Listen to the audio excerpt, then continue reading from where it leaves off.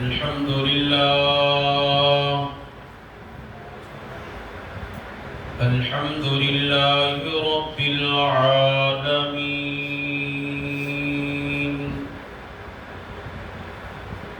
والعاقبة للمتقين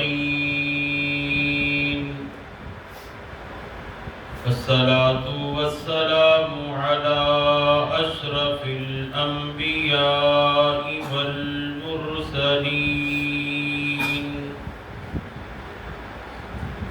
وعلى آله وأصحابه أجمعين. أما بعد فأعوذ بالله من الشيطان الرجيم. بسم الله الرحمن الرحيم.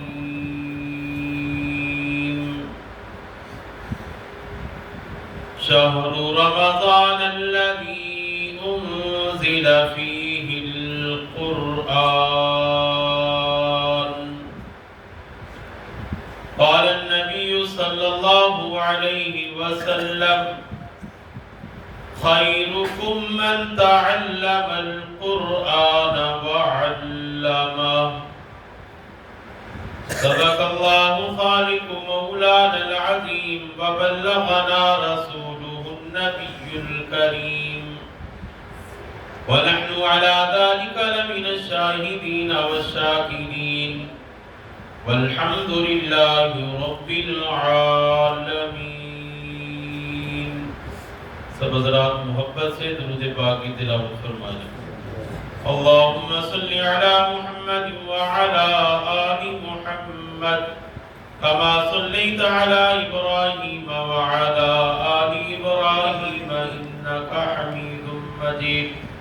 اللهم بارك على محمد وعلى آل محمد كما باركت على إبراهيم وعلى آل إبراهيم إنك حميد مجيد. میرے انتہائی واجب الاحترام برادران اسلام، معزز سامعین، بزرگوں، عزیز دوستوں، بھائیوں، میری سننے والی باحیا باعزت ماؤں بہنوں، آج کی یہ تقریب تکمیل قرآن پاک کی عنوان سے ہے. سب سے پہلے میں حافظ صاحب اور سننے والے حافظ صاحب کو مبارکباد پیش کرتا ہوں، جنہوں نے بڑی محنت سے قرآن پاک سنا. اللہ تعالیٰ ان کی اس محنت کو اپنی بارگاہ میں قبول فرمائے. اور اس کے ساتھ ساتھ مبارکباد کے مستحق ہیں ان حافظ صاحبان کے والدین، ان کے چاچا، اور خصوصاً ان کے استاد محترم قاری غلام حبیب صاحب. ان کی محنت ہے کہ ایک بھائی مصلی پہ کھڑا ہو کے قرآن پاک سنا رہا ہے تو دوسرا بھائی پیچھے کھڑے ہو کے سن رہا ہے. تو یہ قاری صاحب کی محنت ہے جنہوں نے اس قابل بنایا کہ یہ مصلی پہ کھڑے ہو جائیں. اللہ تعالیٰ قاری صاحب کی اس محنت کو قبول فرمائے اور اللہ رب العزت قاری صاحب کو صحت والی، عافیت والی، لمبی زندگی عطا فرمائے.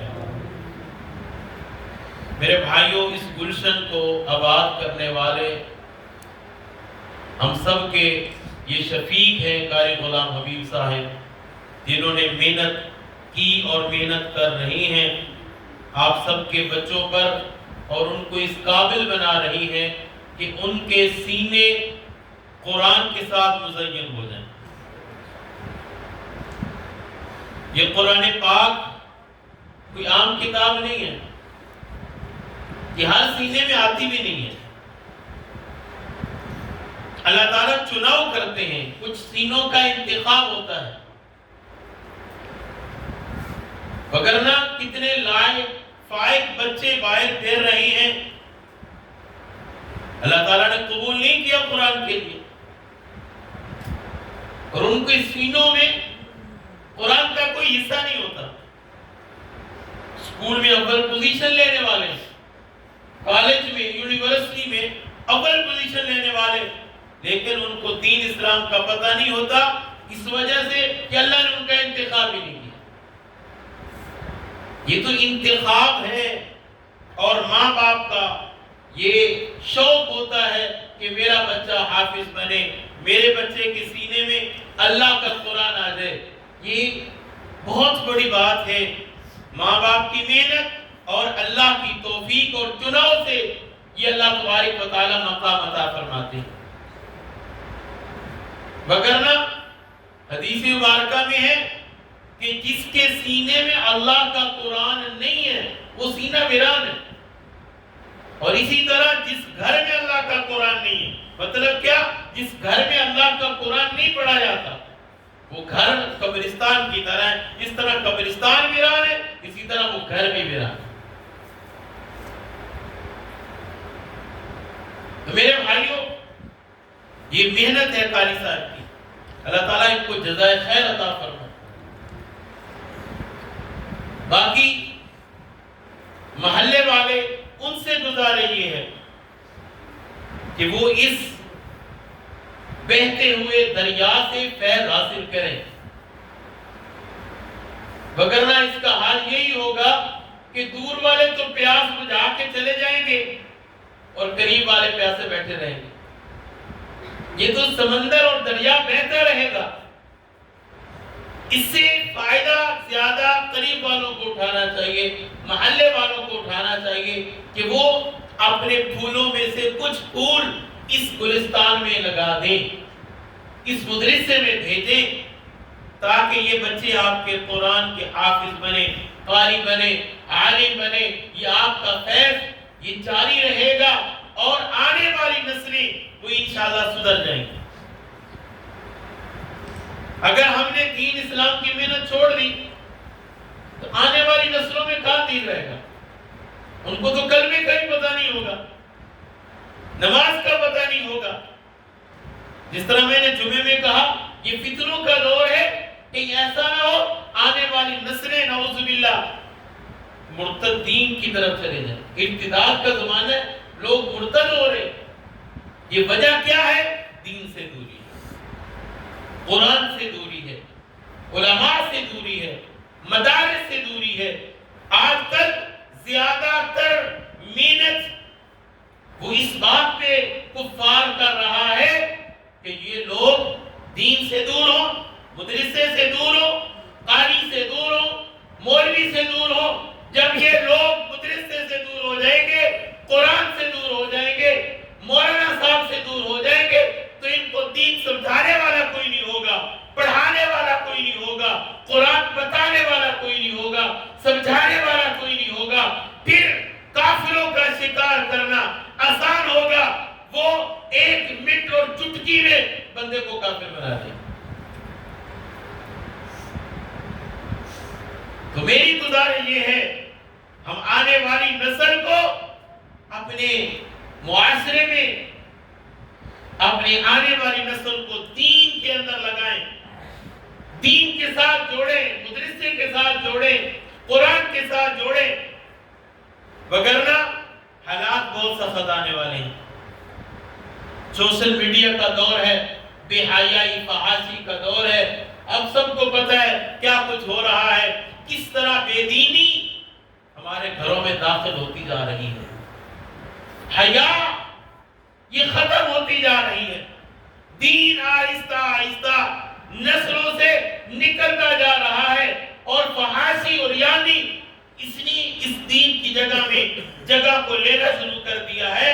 جب تک ہمارے گھروں میں قرآن رہے گا، جب تک ہمارے گھروں میں دین رہے گا، اسلام رہے گا، قرآن اور قرآن کی تعلیمات رہیں گی، انشاءاللہ ہمارے گھروں میں فحاشی، بے حیائی، عریانی اور یہ بے حیائی کا جو صلہ بہ رہا ہے وہ ہمارے گھروں میں داخل نہیں ہوگا.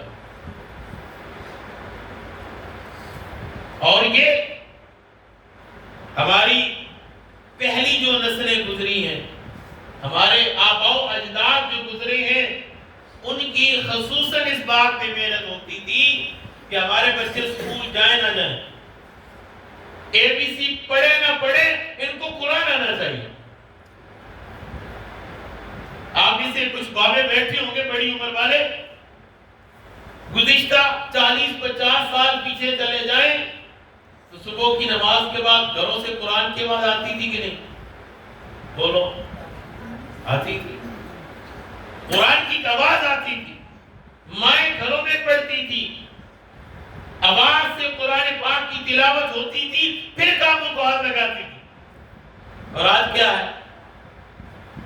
ابا ہونے بھی سو رہے ہیں، اماں ہونے بھی سو رہے ہیں، نہ نماز دی فکر، نہ قرآن دی فکر.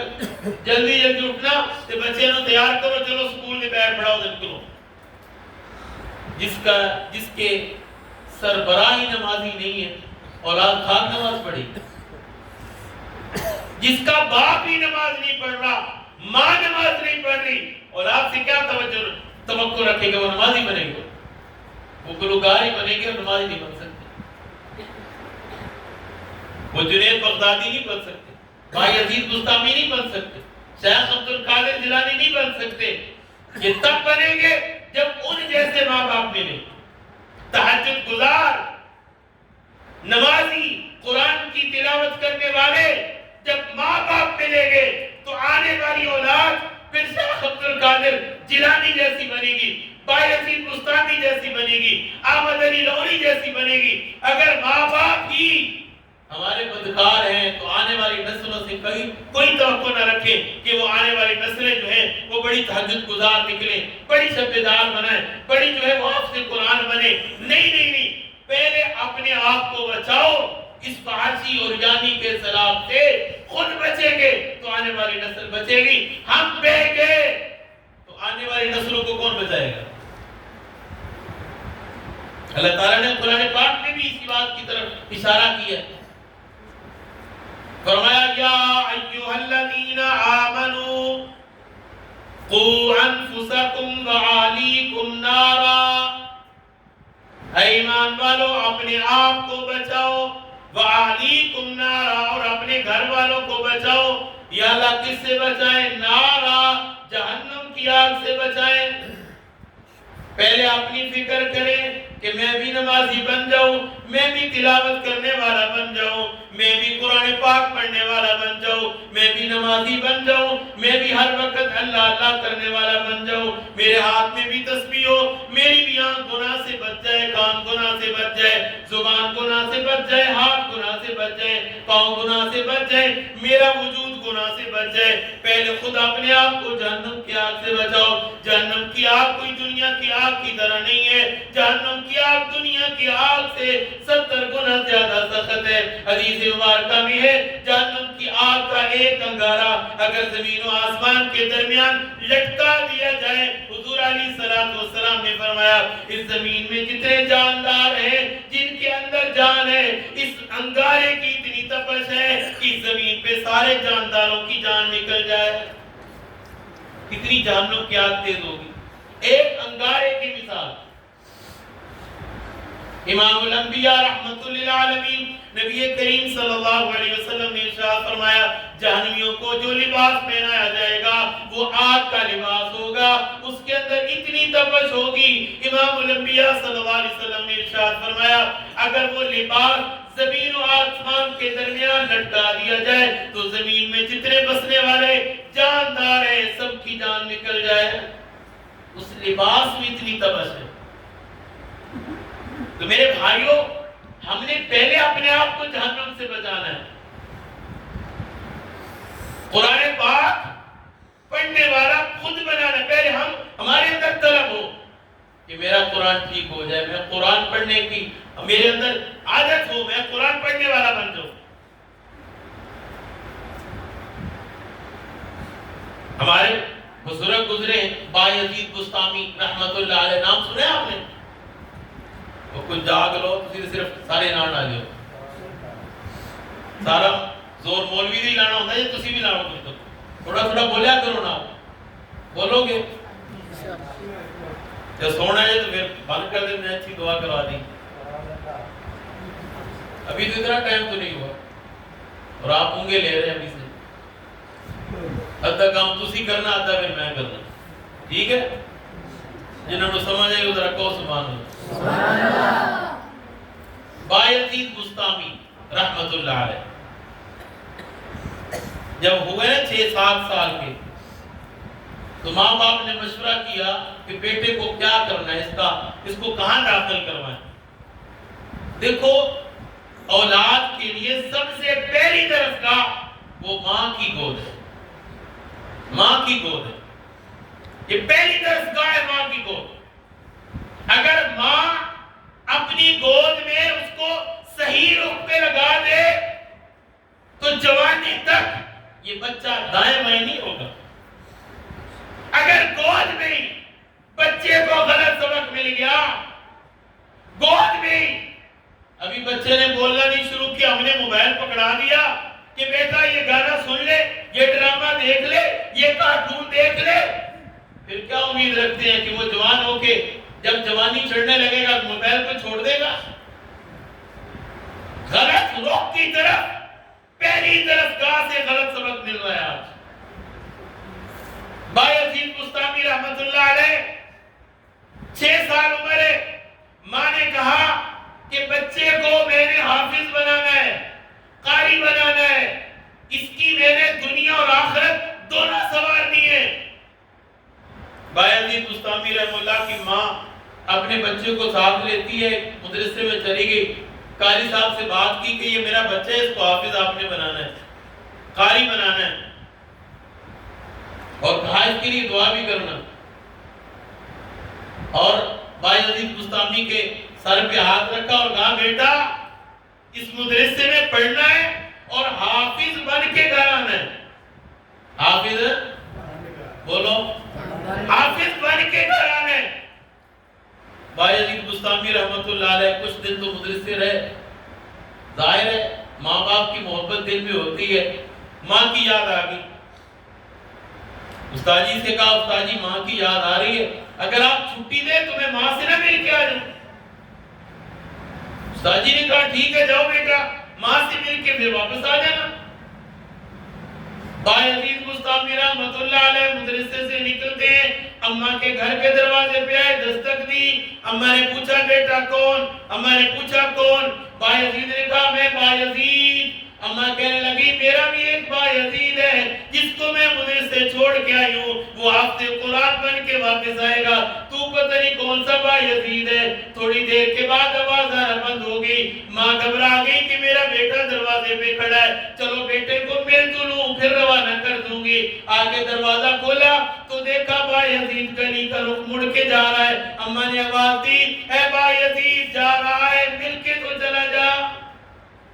بایزید نے آگے سے کہا اماں اب پڑھ کے آؤں گا پھر ہی آگے ملوں گا، اب قرآن پڑھ کے آؤں گا پھر آگے تجھے ملوں گا، اب ایسے نہیں ملتا. میں ایسی مائیں تھیں جنہوں نے بچوں کی ایسی تربیت کی، دل پہ پتھر رکھا. دیکھو نا بیٹا دروازے پہ کھڑا ہے، دستک دے رہا ہے، اماں میں بایزید. اماں نے کتنا جھگڑا کیا کہ اگر آج میں نے ڈھیل دے دی نا تو پتہ نہیں کتنا یہ نقصان کر بیٹھے گا اور مدرسے میں جانے کا دل ہی نہیں کرے گا اس کا. کہا میرا بایزید تو مدرسے گیا ہے، وہ تو قرآن پڑھ رہا ہے، تو پتہ نہیں کون سا بایزید ہے. پھر یہی ہوا کہ بایزید بستامی رحمت اللہ علیہ حافظ بنے، قرآن پاک حفظ کیا، پھر آئے گھر والوں کو ملنے کے لیے. میرے بھائیوں یہ تربیت ماں باپ دیتے ہیں. ماں باپ ماں کو صحیح لائن پہ لگاتے ہیں، غلط لائن پہ لگاتے ہیں. پہلا مدرسہ ماں کی گود ہے، باپ کی شفقت ہے، وہ جس طرف لگا دے اسی طرف بیٹا لگ جاتا ہے. ہمارے بزرگوں میں سے گزرے ہیں علامہ دوست محمد قریشی رحمت اللہ علیہ، مناظر اسلام تھے. بڑے اللہ کے ولی گزرے، ان کا واقعہ 6-7 سال کے ہوئے نا، تو ماں باپ نے مشورہ کیا بیٹے کو کہاں داخل کروایا، اسکول میں، مدرسے میں۔ ہم بھی مشورہ کرتے ہیں کہ نہیں؟ جب بچہ تھوڑا بڑا ہوتا ہے ہمارا بھی مشورہ ہوتا ہے بچے کو کون سے اسکول میں داخل کرانا ہے۔ ماں کہتی ہو فلاں اس کی فیس بڑی ہے 5000 لیتے ہیں، چلو کوئی نہیں، فلانے کا پتر بھی تو پڑھ گیا نا، اگر اسی نے داخل کرایا ساڑھی دن کٹ جانی ہے۔ ہوتا ہے کہ نہیں ہوتا؟ اور یہ ماں باپ فکر کر رہے ہیں کہ ہم اپنے بچے کو تعلیم دیں گے کون سی دین کی، تاکہ ہمارا بچہ انسان بنے۔ علامہ دوست محمد قریشی رحمت اللہ علیہ نے خود ہی واقعہ لکھا کہ میرا ابا مجھے لے کے ہندوستان پہنچ گیا، ایک مدرسے میں بچے کو داخل کرایا، ابا جی کہنے لگے میرا بیٹا اس کو داخل کر لو، انہوں نے کہا داخل تو کر لیں گے پر کھانے کا انتظام ہمارے پاس کوئی نہیں، کھانے کا انتظام کوئی نہیں ہے، رہائش دیں گے لیکن روٹی نہیں ہے ہمارے پاس، انتظام نہیں ہے۔ علامہ دوست محمد قریشی رحمت اللہ علیہ لکھتے ہیں ابا جی نے کہا روٹی دینے والا تو اوپر والا ہے، روٹی کون دیتا ہے؟ اللہ دیتا ہے، واللہ خیر الرازقین، رزق دینے والا اللہ ہے، آپ اس کو داخل کریں، رہائش دیں، رزق اللہ دے گا، اللہ کھانا کھلائے گا۔ اللہ اکبر، کیسے جگرے تھے ماں باپ کے۔ آج تھوڑا سا استاد کسی بچے کو تھپڑ لگا دے نا، شکایتیں نہیں ختم ہوتی ہیں، آتے ہیں میرے بچے کو مار کیوں دیا آپ نے، اتنی اہمیت بھی نہیں استاد کی، اتنی قدر بھی نہیں ہے، اسی لیے تو آج کل کی اولادیں بگڑ رہی ہیں۔ ان کو نہ استادوں کا ادب ہے نہ ماں باپ کا ادب ہے، چھوٹی چھوٹی باتوں پہ شکایت لے کے آ جاتے ہیں۔ اسکولوں کا حال بھی یہی ہے، مسجد میں اگر قاری صاحب ڈانٹ دے تو آ جاتے ہیں، پیچھے ماں بھڑکا رہی ہوتی ہے کہ میرے پتر کو قاری صاحب نے تھپڑ مار دیتا، پھر اپنے شور میں بھڑکا دیے جا ذرا قاری صاحب کو پتہ تے کر کیا مارا کیوں ہے، کوئی شرم نہیں آتی؟ جس استاد نے الف سے لے کے والناس تک پڑھایا اس کا احسان بھی سمجھتے، جس نے ہمارے بچے کے سینے کو پاک کر دیا، قرآن رکھ دیا، اور اس استاد کی انگلی اٹھا رہے ہو، کوئی شرم کرو، یہ عزت رہ گی استاد کی۔ حضرت علی رضی اللہ تعالیٰ عنہ کا کیا فرمان ہے، جس نے مجھے ایک ارب پڑھایا میں اس کا غلام ہوں، چاہے وہ مجھے غلام بنا لے، میرے سے کام کاج لے، یا مجھے آزاد کر دے، میں غلام ہوں اس کا۔ اور آج پورا قرآن پڑھ جاتے ہیں، سیدھے وہ استاد سے بات ہی نہیں کرتے، ماں باپ کی شکایتیں نہیں ختم ہوتی، قسم سے دل دکھ جاتا ہے۔ استاد بننا، میں بار بار کہتا ہوں، استاد بننا سب سے مشکل کام، استاد بننا سب سے مشکل کام، بچے کی تربیت کرنا۔ آج کل حالات یہ بچے کو ہم کیا کہتے ہیں، شکایتیں نہیں ختم ہو، اعتراض ہی نہیں ختم ہو، استاد کس طرف جائے؟ تو بھائی علامہ دوست محمد قریشی رحمت اللہ علیہ فرماتے ہیں میرے ابا نے داخل کرا دیا اور کہا رزق اللہ دے گا، آپ اس کو داخل تو کرو، حافظ تو بنے۔ علامہ دوست محمد قریشی رحمت اللہ علیہ فرماتے ہیں شام کا وقت ہوا، ابا تو چھوڑ کے چلا گیا، سارے بچوں کا کھانا گھروں سے آ گیا، وہ بیٹھ کے کھانا کھا رہے، میرے پیٹ میں بڑی بھوک ہے، بہت شدید بھوک، اب دیکھ رہا کہیں سے بھی کھانا نہیں آیا، تو ایک دیوار پہ چڑھ کے نہ رونے لگ گیا۔ آپ ذرا تصور میں جائیں، دور گھر ہے، ماں باپ کوئی نہیں ہے، اور بچہ بھی 7 سال کا ہے، باقی بچے بیٹھ کے کھانا کھا رہے ہیں اور یہ اس کا کھانا ہی نہیں آیا، کہاں سے کھائے گا؟ دیوار پہ چڑھ کے نا رونا شروع ہو گیا۔ ایک بڑھیا وہاں سے گزر رہی تھی، اس نے دیکھا یہ بچہ رو رہا ہے، پتہ نہیں کیوں رو رہا ہے، آ کے پوچھا بیٹا تو کیوں رو رہا ہے؟ کہا اماں جی بھوک لگ رہی ہے، پتہ نہیں ابا کھانا لے کے آئے گا کہ نہیں، بھوک لگ رہی ہے اس وجہ سے رو رہا ہوں۔ جس کو اللہ قبول کرے نا اسی نے خدمت کرنی ہوتی ہے، جس کو اللہ قبول کرے اسی نے خدمت کرنی ہوتی ہے۔ اب ماں کے دل میں رحم آیا، کہا بیٹا میرا کھانے والا کوئی نہیں ہے، میں بھی اکیلی ہوں، میں اللہ سے دعا کرتی تھی یا اللہ مجھے بھی کوئی دے دے جو میرے ساتھ بیٹھ کے کھانا کھائے. شوہر میرا فوت ہو گیا, اولاد میری کوئی نہیں, میرے ساتھ گھر لے گئی, کھانا بنایا, اس کو بھی کھلایا, خود بھی کھایا. علامہ دوست محمد قریشی رحمۃ اللہ فرماتے ہیں پھر وہ ماں میری بن گئی, میں اس کا پتر بن گیا. جب بھوک لگتی میں اسی کے گھر جاتا اور وہ مجھے کھانا کھلاتی. یوں ہی وقت گزرتا گیا, میں قرآن پڑھتا چلا گیا. ایک دن آیا کہ میں حافظ قرآن بن گیا. کہہ دو سبحان اللہ. میں حافظ قرآن بن گیا. اور میں نے کہا آج سب سے پہلے خوشخبری میں اپنی ماں کو دوں گا جو مجھے روٹی کھلاتی ہے, اسی کو جا کے میں یہ خوشخبری دوں گا کہ تیرا پتر آج حافظ بن گیا. جب میں اس کے گھر گیا نا تو وہاں پہ دیکھا رش لگا ہوا ہے, لوگ اکٹھے ہیں. میں نے پوچھا یہاں ہوا کیا ہے؟ کسی نے کہا وہ جو تجھے روٹی دینے والی اماں تھی نا اس کا انتقال ہو گیا. میرے پاؤں کے نیچے سے زمین نکل گئی. دیکھا اماں کو دیکھا, آنسو رکے نہیں, رونا شروع ہو گیا. لوگوں نے اس کو کفن دیا, تدفین کے لیے لے گئے. میں بھی ساتھ گیا قبر پہ, روتا رہا.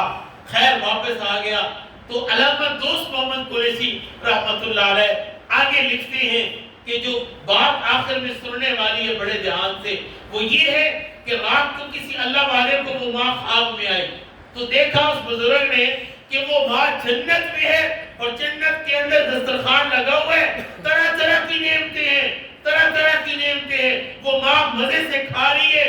تو اس اللہ والے نے پوچھا اے اماں تو کیسے جنت میں پہنچی؟ کون سا ایسا تیرا عمل ہے جو تجھے جنت میں لے کے چلا گیا؟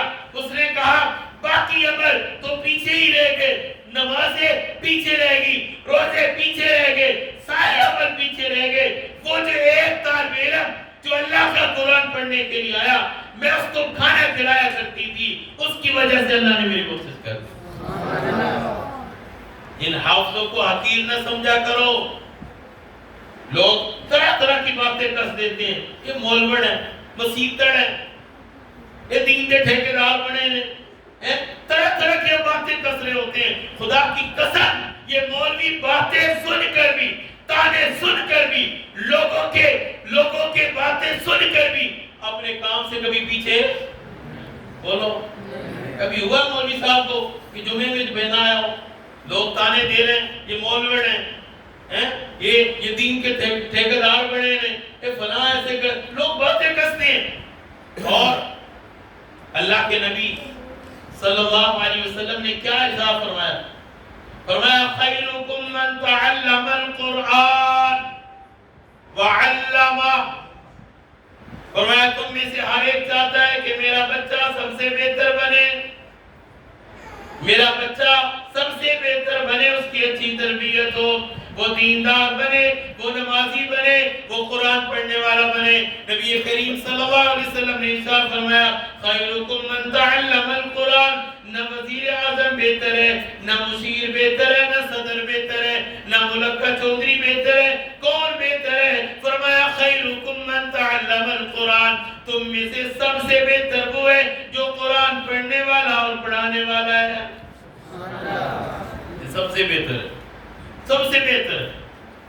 کوئی ملک کا صدر ہے نا, وہ بھی قرآن پڑھنے والے سے بہتر ہے نہیں ہے. آپ نے اکثر دیکھا ہوگا, ابھی عید آنے والی ہے نا, کوئی صدر صاحب, ملک کا وزیر اعظم صاحب جہاں عید پڑھنے جاتے ہیں, لوگ ویڈیو بناتے ہیں, یہ آج صدر صاحب فلاں مسجد میں انہوں نے عید پڑھی. کبھی آپ نے غور کیا کہ صدر مصلی پہ تھا یا امام مسجد مصلی پہ تھا؟ غور کیا کبھی؟ اعلان تو ہوتا ہے, خبروں میں بتایا جاتا ہے ہمارے وزیر اعظم نے بادشاہی مسجد میں انہوں نے عید کی نماز ادا کی. آپ نے کبھی غور کیا بہتر اس میں کون تھا؟ آگے حافظ قرآن تھا یا وزیر اعظم تھا؟ آگے قرآن کا پڑھا ہوا تھا یا ایم.اے کرنے والا, انگلش پڑھنے والا, سائنس پڑھنے والا تھا؟ نہیں. آپ بادشاہی مسجد میں چلے جائیں, فیصل مسجد میں چلے جائیں, شہر کی بڑی مسجد میں چلے جائیں, چودھری پیچھے ہوگا, وزیر اعظم پیچھے ہوگا, صدر پیچھے ہوگا, قومی اسمبلی کا ممبر پیچھے کھڑا ہوگا, آگے آپ کو مدرس سے کپڑا ہوا حافظ قرآن نظر آئے گا. خیرکم من تعلم القرآن. تم میں سب سے بہتر قرآن پڑھنے والا، قرآن پڑھانے والا ہے، قاری صاحب ہے اور پڑھنے والا طالب علم ہے، یہ سب سے بہتر ہے۔ ہم بہتر بننا چاہتے ہیں کہ نہیں؟ بولو، اپنے بچوں کو بہتر بنانا چاہتے ہیں کہ نہیں؟ بہتر بنانا چاہتے ہیں تو پھر اس کا ایک ہی حل ہے، اپنے بچوں کو قرآن پڑھائیں، دین پڑھائیں، اپنے بچوں کو دین سکھائیں۔ تو کیا دین ہے؟ ایسے بھی حالات ہیں، آگے باپ کی میت ہے، پیچھے وہ بچہ کھڑا ہے جو انجینئر ہے، ڈاکٹر ہے، پڑھا لکھا ہے، آگے باپ کی میت ہے، پیچھے کھڑا ہے لیکن اس کو جنازہ نہیں آتا۔ افسوس کی بات ہے کہ بولو افسوس کی بات ہے نا، اتنا پڑھا دیا، ڈاکٹر بن گیا، انجینئر بن گیا، باپ کا جنازے کے ساتھ دھوکہ کر رہا ہے کہ اس کو جنازہ ہی نہیں آتا۔ اللہم اغفر لحینا ومیتنا، دعا بھی نہیں آتی کہ میں اپنے باپ کے لیے مغفرت کی دعا کر لوں، کتنا بڑا دھوکہ ہے۔ جو ماں باپ اپنے بچوں کو دین نہیں سکھاتے وہ اپنے لیے خود نقصان کر رہے ہیں کہ نہیں؟ ہمارے استاد ایک واقعہ سنایا کرتے تھے، ان کے ایک دوست تھے، اس کا ایک ہی بیٹا تھا، بات بڑی توجہ سے سننا، ایک ہی بیٹا تھا، اس باپ نے بڑی محنت کی، بڑا پڑھایا، پاکستان میں پڑھایا، پھر اس کو باہر بھیج دیا، وہ باہر پڑھتا رہا، بہت بڑا ڈاکٹر بن کے آیا، جب وہ آیا تو بیمار ہو گیا، اتنا بیمار کہ ڈاکٹروں نے لا علاج قرار دیا۔ جب آخرت کی فکر کرو، یہ بچنے والا بولو یار نہیں۔ اب جب اس نے سنا کہ میں بچنے والا نہیں ہوں، میرے پاس ڈگریاں ہیں لیکن میں بچنے والا نہیں ہوں، اس نے باپ کو گالیاں دینا شروع کر دیا، باپ کو گالیاں دے رہا ہے۔ محلے والوں نے سمجھایا، رشتہ داروں نے سمجھایا، بھئی کیا کرتے ہو؟ جس باپ نے اپنا سارا سرمایہ تیرے اوپر لگا دیا، پڑھنے کے لیے باہر بھیجا، سب کچھ تیرے اوپر لگا دیا، اب تو اس باپ کو گالی دیتا ہے۔ اس نے آگے سے کیا جواب دیا؟ میں اس باپ کو گالی نہ دوں تو کیا دوں؟ میرے پاس ڈاکٹر کی ڈگری ہے، انجینئر کی ڈگری ہے، میرے پاس میتھ کی ڈگری ہے، میرے پاس بہت ڈگری ہے، لیکن جس سفر پہ میں جانے والا ہوں نا، وہاں ڈاکٹر کی ڈگری کام نہیں آتی، انجینئر کی ڈگری کام نہیں آتی، میتھ، معاشرتی علوم اور سائنس یہ کام نہیں آتی، وہاں تو ڈگری کام آنی ہے، قرآن والی، دین والی، اسلام والی۔ وہ میرے باپ نے مجھے دی نہیں ہے، میں جس سفر پہ جا رہا ہوں وہاں قرآن کام آئے گا، نماز کام آئے گی، وہاں جو ہے قرآن کی تعلیمات کام آئے گی، اور میرے باپ نے یہ مجھے کچھ نہیں سکھایا، میں اب اس کو گالیاں نہیں دوں اور کیا کروں؟ یہ ہم اپنے بچوں کو دین نہیں سکھاتے تو اپنا بھی نقصان کر رہے ہیں۔ جو اپنے بچوں کو دین سکھا رہے ہیں وہ اپنے لیے صدقہ جاریہ بنا رہے ہیں۔ میں آپ کو ایک حدیث سناتا ہوں، حضرت موسیٰ علیہ السلام ایک سفر پہ جا رہے تھے، راستے میں ایک قبر پہ گزر ہوا تو دیکھا اس قبر میں آگ لگی ہوئی ہے، اور جو میت ہے، مردہ ہے، وہ بہت تکلیف میں ہے۔ موسیٰ علیہ السلام نے اللہ سے دعا کی، یا اللہ یہ ہے تو تیرا بندہ بڑی تکلیف میں ہے، اس کے عذاب میں کمی کر دے۔ اللہ تعالیٰ نے فرمایا موسیٰ اپنا کام کر، اس کے برے اعمال ہی بہت زیادہ ہیں، پھر کیسے کمی کرو، تو اپنا کام کر۔ حضرت موسیٰ علیہ السلام چلے گئے، کئی سالوں بعد پھر واپس آئے، اسی قبر کے پاس سے گزر ہوا تو دیکھا وہ قبر جو پہلے آگ اور عذاب کا جو ہے وہ عذاب بنی ہوئی تھی، اس میں آگ لگی ہوئی تھی، جب وہاں پہ گزرے تو دیکھا وہی قبر جنت کا باغ بنی ہوئی۔ موسیٰ علیہ السلام بڑے حیران ہوئے، یا اللہ پہلے گزرا یہ قبر جہنم بنی ہوئی تھی، اس میں آگ جلی ہوئی تھی، عذاب ہو رہا تھا، اب میں آیا ہوں تو اس قبر میں پھول لگے ہوئے، قبر میں جنت کی کھڑکیاں کھلی ہوئی ہیں، یہ قبر جنت کا باغ بنی ہوئی ہے، وجہ سمجھ نہیں آئی۔ اللہ تعالیٰ نے فرمایا موسیٰ بات یہ ہے، پہلے اس کے برے اعمال اتنے زیادہ تھے وہ برے اعمال اس کی وجہ سے اس کو عذاب ہو رہا تھا. اب اس کا بچہ تھوڑا سا بڑا ہو گیا ہے. وہ آج مدرسے میں گیا, قاری صاحب کے پاس بیٹھا اور قاری صاحب نے اس کو آج پہلا سبق پڑھایا ہے. پڑھ بچے بسم اللہ الرحمن الرحیم. آج اس کے بچے نے یہ بسم اللہ الرحمن الرحیم والا سبق پڑھا ہے. کس کا بچہ مجھے کہہ رہا ہے کہ اللہ رحمان ہے, اس کا بچہ کہہ رہا ہے اللہ رحیم ہے, تو مجھے شرم آ گئی. اس کا بچہ تو مجھے رحمان کہے, اس کا بچہ تو مجھے رحیم کہے, اور میں اس کے ابا کو عذاب دوں. اس کے بچے کے بسم اللہ پڑھنے کی وجہ سے میں نے اس کے قبر کے عذاب کو ہٹا دیا. میرے بھائیوں فائدہ ہے کہ نہیں؟ ایک بچے نے بسم اللہ سیکھ لی اور قبر کا عذاب ختم ہو گیا. یہ تو قیامت والے دن پتہ چلے گا جب اللہ تبارک و تعالی حافظ قرآن کو بلائیں گے نا اور فرمائیں گے پڑھ قرآن, ورتل القرآن ترتیلا, ٹھہر ٹھہر کے پڑھ جس طرح تو دنیا میں پڑھا کرتا تھا اور جنت کے درجوں پہ چڑھتا جا. الف لام میم سے شروع کر اور قل اعوذ برب الناس کی آخری سین تک تو پڑھتا چلا جا. جتنا قرآن تو پڑھ لے گا اتنے تو جنت کے درجے چڑھ جائے گا. اور حافظ قرآن کے ماں باپ کو بلایا جائے گا اور ان کے سر پہ ایک تاج سجایا جائے گا.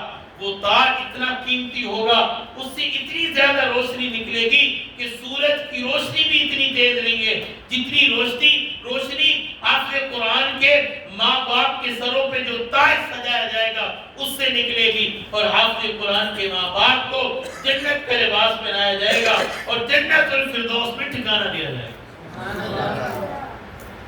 تو میرے بھائیو یہ مقام, حالانکہ حافظ قرآن کے ماں باپ کو سیدھا کلمہ بھی بمن آتا ہو تو نماز بھی نہ آتی ہو, یہ مقام کیوں ملا کہ اس کا بچہ حافظ تھا. اور حافظ قرآن کو 10 ٹکٹ جنت کے اللہ دے دے گا کہ آج جس پہ تو ہاتھ رکھے گا نا تیری سفارش قبول کی جائے گی اور اس پہ تو لے کے جنت میں چلا جائے. اس واسطے میرے بھائیوں ہم اپنی آخرت بنائیں, اپنے بچوں کو دیندار بنائیں, انسان بنائیں اور دین کا علم سکھائیں. یہ تو اللہ کا شکر ادا کیا کریں. آپ کو دور نہیں جانا پڑتا, محلے میں مدرسہ. حالانکہ پہلے دور میں کتنا لمبا سفر کرتے تھے اور جا کر مدرسہ ملتا, کوئی بچے کو پڑھانے والا ملتا. اب تو اللہ کا شکر ادا کریں ہمارے محلے میں مدرسہ ہے, پھر بھی ہم بچوں کو قرآن نہیں پڑھاتے.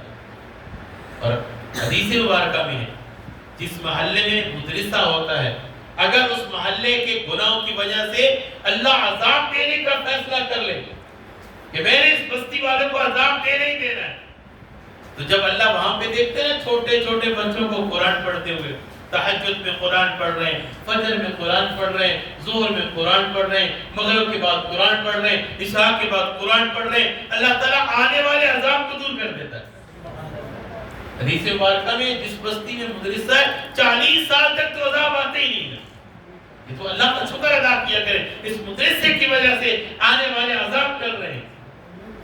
تو میرے بھائیوں آخر میں گزارش یہی ہے کہ ہم اپنے بچوں کو دیندار بنائیں, ان کو دین پڑھائیں, سکھائیں. کم از کم اپنے بچوں میں سے ایک بچہ تو قرآن کے لیے وقف کریں. تیار ہے انشاءاللہ ایک بچہ قاری صاحب کے پاس بھیجیں تو دیکھنا. یہ دیکھو نا 2 بھائی تھے, قاری صاحب کسے گئے رہے, یہ کل کی بات ہے حافظ بنا, اس کا دوسرا بھائی حافظ بن گیا. اصل میں مجھے ایک بات یاد آ رہی ہے, ان کے جو دادا جی تھے نا وہ علماء سے بڑی محبت کرتے. میری بھی 2 بار ملاقات ہوئی, بڑی محبت, بڑی چاہت, بڑا ادب, بڑا احترام اور بڑا لگاؤ کرنا. ایسے لگتا تھا 80 برسوں سے جانتے ہیں, اتنی عزت دیتے تھے. اللہ نے وہی فیض ان کے آنے والی نسل میں جاری کر دیا. دیکھو نا ان کے پوتے 2 حافظ بن گئے ہیں. اس لیے علماء کرام نے لکھا ہے جو علماء سے بغض رکھتا ہے نا, نفرت کرتا ہے, آنے والی نسلوں میں کوئی مولوی اور حافظ بنتا ہی نہیں. اللہ وہ فیض ختم کر دیتا ہے. اور جو علماء سے محبت کرتا ہے, عقیدت رکھتا ہے, ادب, احترام, خدمت, اس چیز کا دھیان رکھتا ہے, اللہ تعالیٰ اس کی آنے والی نسلوں میں پھر قرآن جاری کر دیتے ہیں. ان کی آنے والی نسلیں ان میں قاری پیدا ہو جاتے ہیں, عالم پیدا ہو جاتے ہیں. اس واسطے میرے بھائیوں یہ صدقہ جاریہ ہے, صدقہ جاریہ. حدیث مبارکہ میں جب ماں باپ فوت ہو جاتے ہیں نا، اگر اس کی اولاد نیک ہو، قرآن پڑھنے والی ہو، تو اس کا فیض قبر میں پہنچتا رہتا ہے، اور وہ پوچھتا ہے یا اللہ میں نے یہ ثواب کا کام تو کیا نہیں، یہ کہاں سے آ رہا ہے؟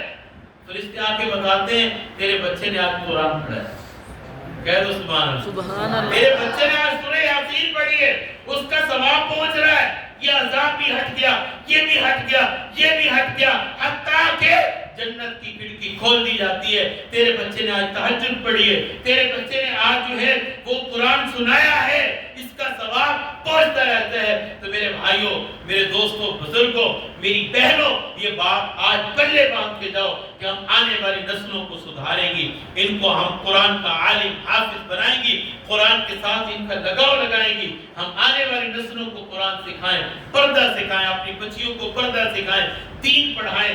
فحاشی کا دور ہے، ظلم کا دور ہے، گناہ کا دور ہے، فتنوں کا دور ہے۔ ہم جتنا دین کے ساتھ ٹیچ رہیں گے، علماء کے ساتھ ٹیچ رہیں گے، قرآن والوں کے ساتھ ٹیچ رہیں گے، میرے بھائیوں اتنے ہی ہم فتنوں سے محفوظ رہیں گے۔ اللہ تبارک و تعالی ہم سب کو ان باتوں پہ عمل کی توفیق